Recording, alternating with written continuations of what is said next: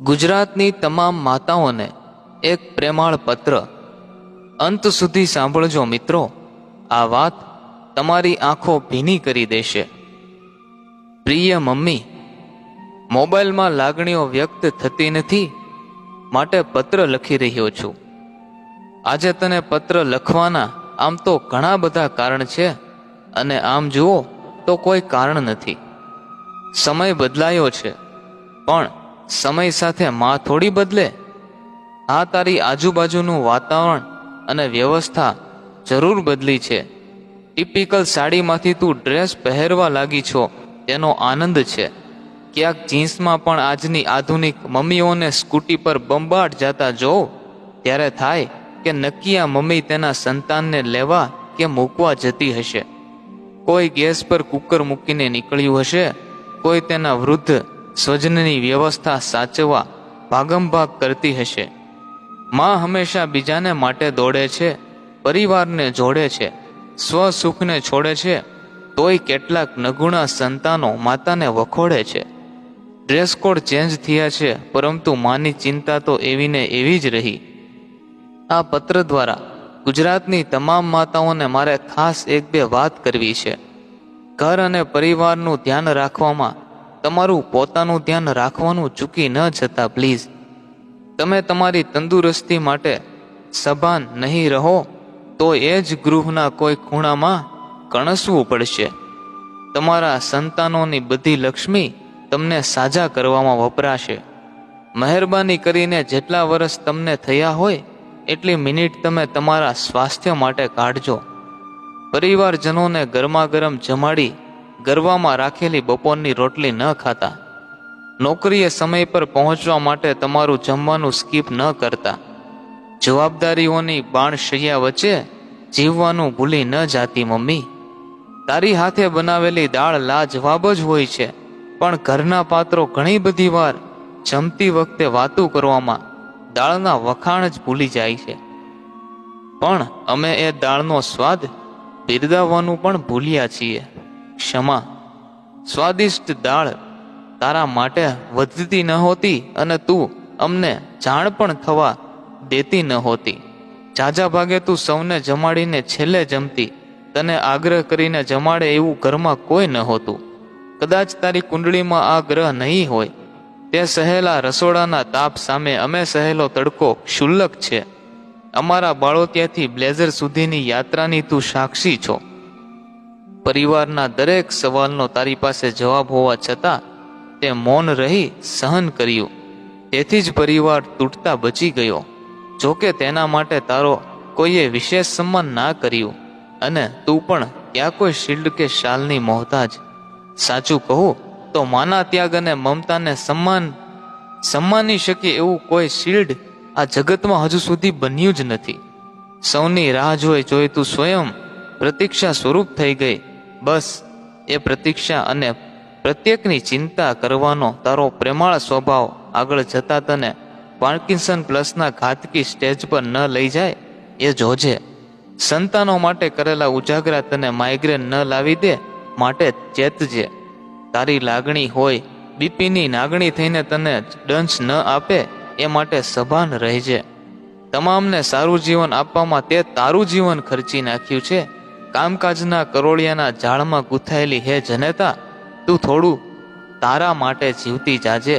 ગાતી રહેજે અને અરીસાને સામે છાની મુની તૈયાર થઈને ક્યારેક શરમાતી રહેજે.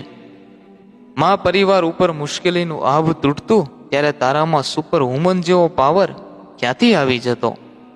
તકલીફો વચ્ચે ફૂલ જેવી કોમળ માતા વિધાતાની સામે જંગ છેડી દે. અહો આશ્ચર્યમ. માં, તારા જીવનના પહેલા 25 વર્ષ તું તારા પપ્પાથી ડરીને જીવી. પછીના 25 વર્ષ મારા પપ્પાથી અને છેલ્લા 25 તારા પૌત્રના પપ્પાથી ડરી રહી છો. ડર તારી અંદર નથી બેઠો, તું ડરની અંદર ઓગળી ગઈ છો. બસ એ ડરના કૂવામાંથી તારી જાતને બહાર કાઢ. માં, તું અદ્ભુત છો. ભલે અમારા અસ્તિત્વનું કારણ તું છો, પણ માં, તારું પણ અસ્તિત્વ છે હો. તું તને પણ પ્રાયોરિટીમાં ક્યારેક મૂકજે મમ્મી. આ હું તને લખું છું, પરંતુ હું એ પણ જાણું છું કે તું કોઈ સોફ્ટવેર નથી કે અપડેટ થઈને ફરી રિસ્ટાર્ટ થઈ શકે, કારણ તું સ્વયં સોફ્ટ છો. સૌની ખુશી તારા થકી છે, પણ તારી ખુશી તું વિચારજે માં. જેના માટે તે તારી આખી જાત બદલાવી, તેને તારા માટે સ્વભાવ સુદ્ધા નથી બદલાવ્યો. ખેર, તને પાછો એ વાતનો અફસોસ પણ નથી. સંતાનો જેવો મોંઘો દાટ ફોન ભલે ન ખરીદે, પણ એના ફોનમાંથી એકાદ બે તારી જૂની બહેનપણીઓને વિડીયો કોલ તો કરજે. તું 3310 ફોનમાં પણ ખુશ છો, કારણ કે તારે સંતાનોને ફોન કરવાના હોય છે. તારી અંદરની ચિંતાની એવી ફિલ્મ નોન સ્ટોપ ચાલતી હોવાથી તને બોલિવૂડ આકર્ષતું નથી. હજુ નાનો દીકરો જમવાનો બાકી છે, અને મોટો કેમ આજે ઓછું જમ્યો, અથવા તો કાલે દીકરીની બહેનપણીઓ માટે શું બનાવવું. બસ સતત આવી જ ચર્ચા અને ચિંતન તારી પ્રકૃતિ બની ગઈ છે. પરિણામે ટીવીની એક પણ સિરિયલ તને સોફા પર સ્થિર નથી કરી શકતી. દીકરાનો ભાવ પણ તે જોયો, અને વહુ આવતા બદલાતો સ્વભાવ પણ. માં, તને આ ઘરમાં કોઈ ન ઓળખી શકે સિવાય એક તારું ઓશિકું. તારા બેડરૂમનું એ ઓશિકું જ જાણે છે કે તું કોના માટે કયા મુદ્દા પર કેટલી વાર રડી છો. સાચું કહું તો આ પત્ર લખવાની પ્રેરણા પણ તારા ઓશિકાને સ્પર્શ્યા પછી જ મને મળી છે. હું આજના સંતાનોને પણ કહું છું કે તમારા ઘરમાં હાલતી ચાલતી અને બોલતી માં હોય, તેની સાથે થોડો સમય વિતાવજો. માં પાસે હવે જાજો સમય નહીં હોય. માનું ઓશિકું મારે મન તીર્થ સ્થાન છે.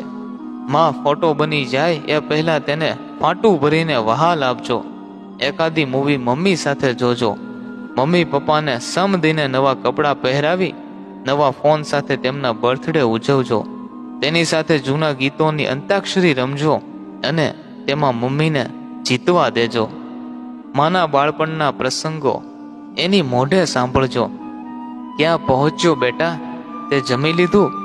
આવા એકના એક સવાલમાં જ્યારે માં પૂછે, ત્યારે સહેજ પણ પિત્તો ગુમાવ્યા વગર તેને સંતોષકારક જવાબ આપજો. કારણ કે માં તિથિ અને ચોઘડિયા જોઈને મૌન નથી થતી.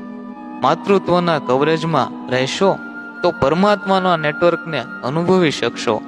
માં કદી કોઈ દિવસની મોહતાજ નથી, કારણ કે માને યાદ કરો એ પ્રત્યેક દિન મધર્સ ડે છે. લિખિતન એક મૌન થયેલી માના દીકરા વતી જગતની તમામ માતાઓને. મિત્રો, વાત પસંદ આવી હોય તો ચેનલને જરૂરથી સબસ્ક્રાઇબ કરજો, અને આ વિડીયોને તમારા પરિવાર મિત્રોને જરૂરથી શેર કરજો.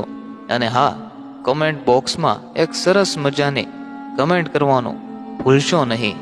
ખૂબ ખૂબ ધન્યવાદ.